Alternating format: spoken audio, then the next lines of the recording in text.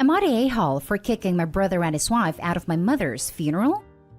I, female 31, lost my mother 3 weeks ago to cancer. It was devastating to say the least. I've already lost my dad and my older brother, and I was the only one to care for my mother, although I have a younger brother who now lives towns away with his wife and son. The issue started when my brother and his wife were struggling with rent.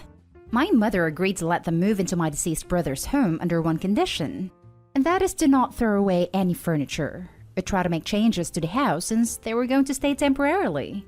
My brother and wife agreed to this condition. But a month later, my mom started missing my deceased brother's stuff. His stuffs were thrown away.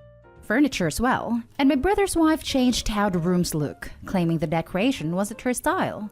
My mom told them to stop, but my brother's wife got into an argument with her, and when my mom told them to leave, brother's wife spread rumors that my mom kicked her out when she was pregnant. No one knew, not even mom, and turned the family against me and mom.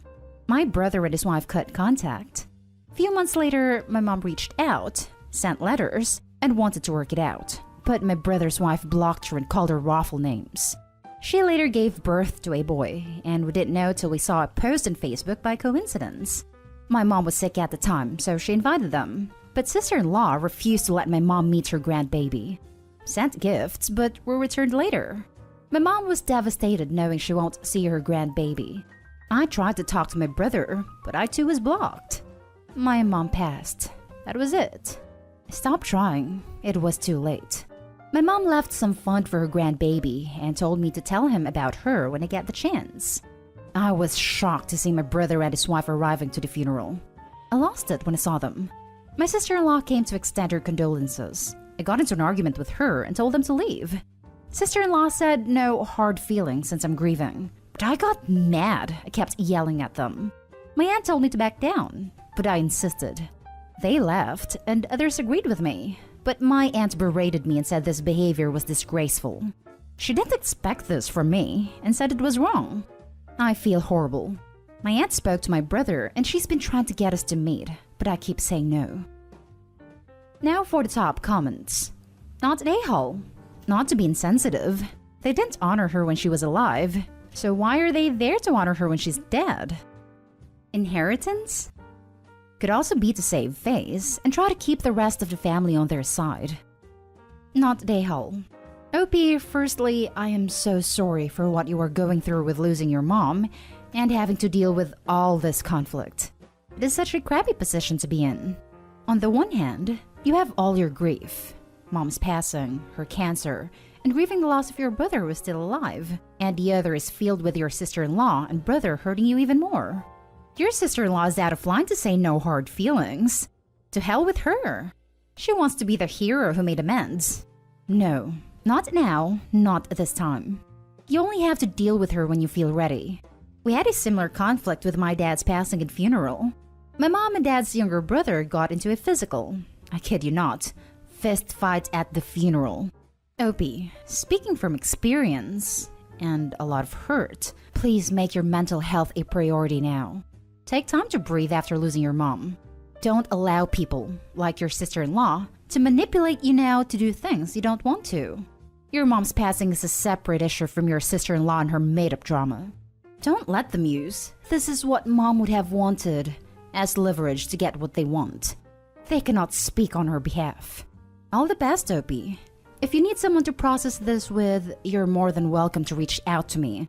I listen without judgment, as I've been where you are now. It's a horrible place. Not an a-hole. Your brother might be grieving, but he wasn't there for your mom while she was alive. It really hurts her and your family. Not an a-hole. I wouldn't be surprised if sister-in-law only came because she expected to get something. Nevertheless, I wouldn't even mention the money your mother left their son until he reaches 18.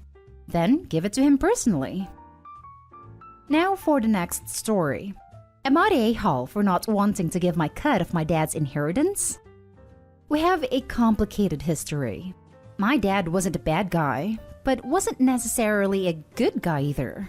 He stepped out on his wife and hooked up with my mom once. She didn't have a clue he was married. Then I, 27 male, was born, but he had no idea. I think I was maybe 6 or 7 when she was able to track him down. So the cheating came out, and they almost divorced, but stayed together, and my dad wanted to be part of my life. He'd come around all the time, take me out, and help my mom with money. For a few years, my dad tried to include me in stuff he'd do with my half-siblings, but they didn't like me, so they bullied me a lot. I met his wife a few times, and she was just nasty and mean. So after that, he stopped trying and went back to us doing our separate thing. But when I was 14, he started pulling back with contact. I think because it was still causing problems in the marriage. And then he just stopped coming around by the time I was 15. We talked sometimes over the years. They got a divorce in the end, but he still never reached out even when I'd try. He died recently and left me a letter apologizing for how he was, and he was too ashamed to try working things out after being out of touch for so long. It also said he knows money can't make up for him not being there, but wants me to have it. I was speechless. He left a small portion for my half-sibs, but in his will, most of his money is to go to me. They're really not happy about it because they say he barely left them with anything, and they're owed that money for all the trouble this caused in their lives. But this money, it could really help with so much, like actually finishing my degree, put a down payment on a decent house, and put the rest in a retirement fund or something.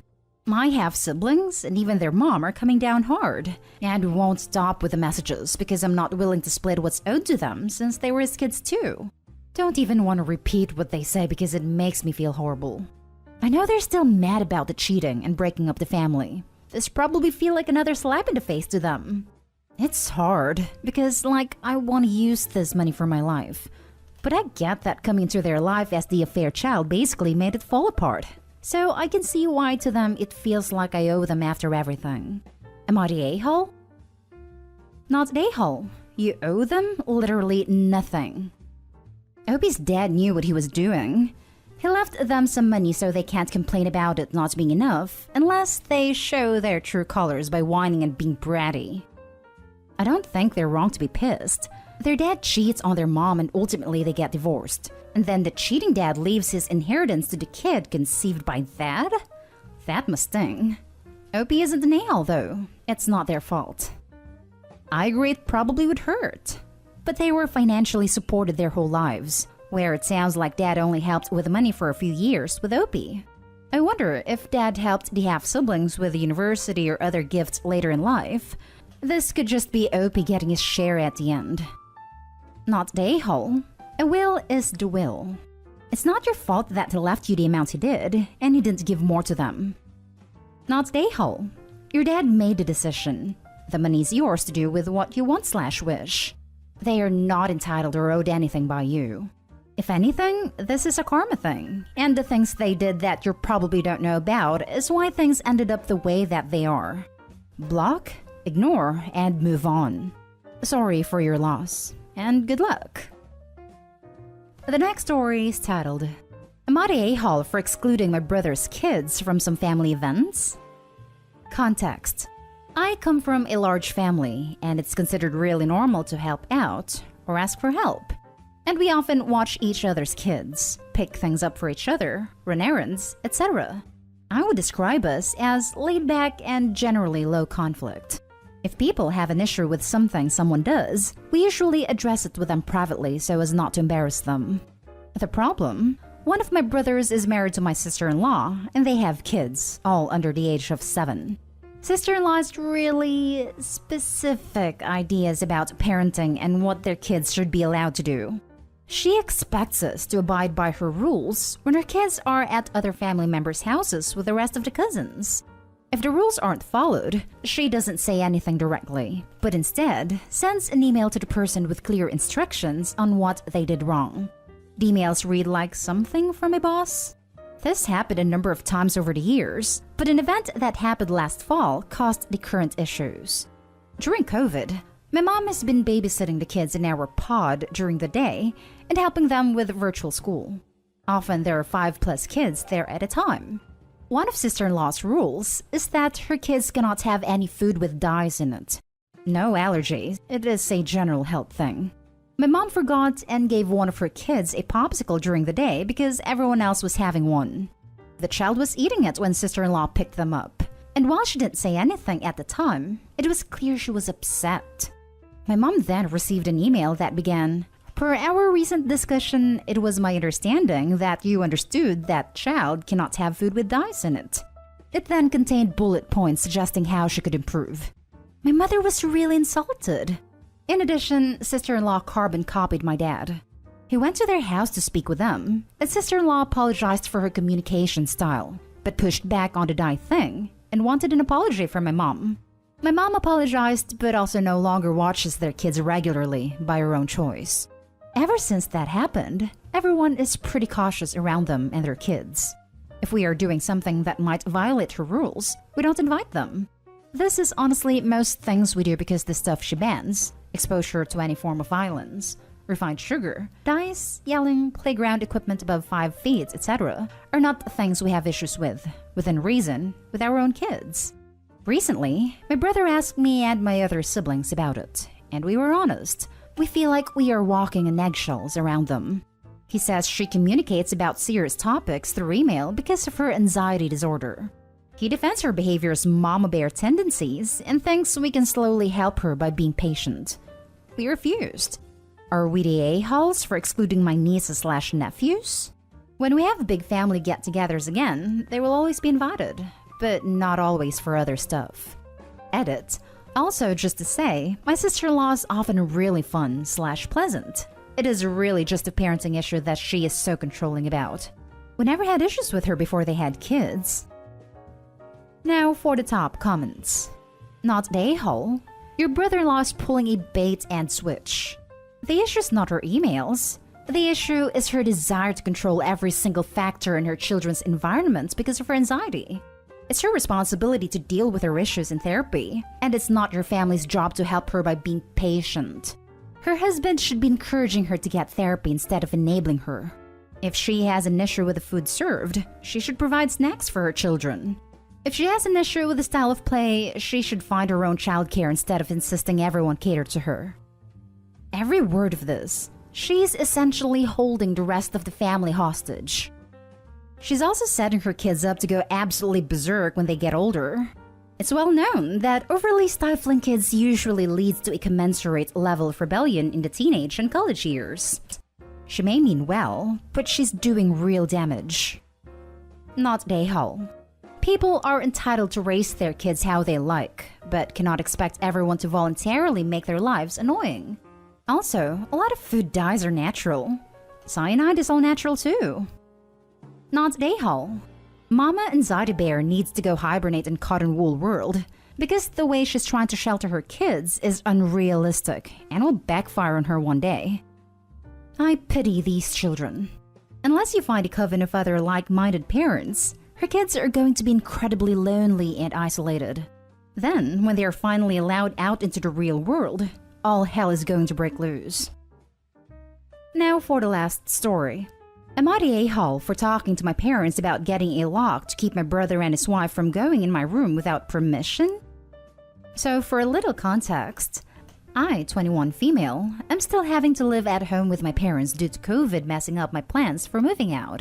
My parents are happy to still have me at home, and I'm okay living with them till I can earn enough money to move out.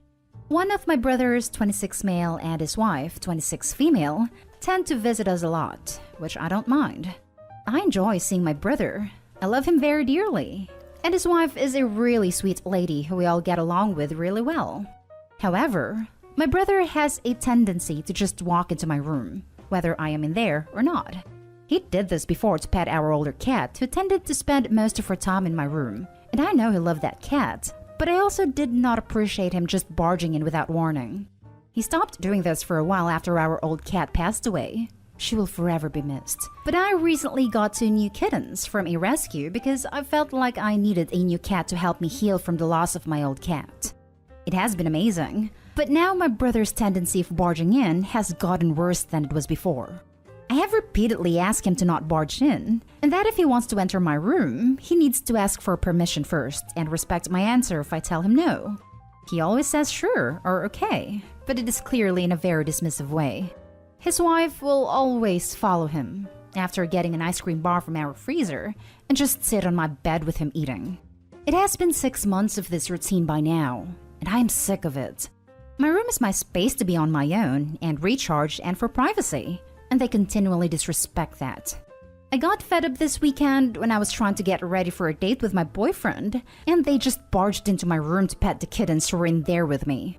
I asked him to please leave and that I was trying to get ready, and he said that since I'm putting makeup on in the bathroom, why don't I just change in there too? And that he wants to pet the kittens. I gave up, got ready in the bathroom, and once I got home, I talked to my mother about getting a lock or something to put on my door so that they won't just go in, sit on my bed, and eat without my permission anymore. My brother heard about this because my dad, bless his heart, but he is oblivious sometimes, saw no issue saying we were going out to look for a lock when brother asked if we were home. Brother's now saying I'm just overreacting, that I have the kittens in there a lot of the time. They hate being away from me, so they usually follow me in there to sit on my bed and watch me as I'm doing anything in there. And he just wants to pet them. He says I'm being cruel to him and the kittens by not letting him in to pet them whenever he wants, and by apparently depriving the kittens of attention and interactions with people. I am just so sick of him and his wife barging in. But now I am starting to wonder, am I overreacting over this by looking at getting a lock to keep them out? Also, the sister-in-law never is the one who barges in. She usually just follows after brother a few minutes after he barges in himself. Edit. So someone pointed out in the comment that I should add this bit of info. When I am not there, I keep my door cracked open enough for the kittens to enter and leave the room as much as they want. And usually they go hang out with my parents and only go in my room if they need a litter box or a bite of food. I would never dream of forcing my kittens to stay cooped up in my room all alone when I'm not home. And most of the day, I also have my door cracked open for them as well, so that they can come and go as they please. Not Dayhall. You would not need it if just asked permission. He is a huge jerk. It does not matter if the kittens are there or not. It's your room. Put the lock, but also install a little cat door so they can enter and out whenever they want. Edit. Hopefully OP sees this so the kitties can go in and out whenever they want. I have 2 cats, and there's nothing they hate more than a closed door. Not Dayhall. If your brother is so upset about not being able to pet some kittens, he can actually go adopt some himself. Kitten season is here, I believe, and there will always be cats flooding into shelters that could use homes. Why doesn't he go get some fur babies for himself he can pet at home? You deserve your privacy, OP. Hope you get that lock, and you're able to have it after all this. Also, I'm sure those kittens aren't deprived of social attention and affection. Your brother's just wanting to be an a-hole.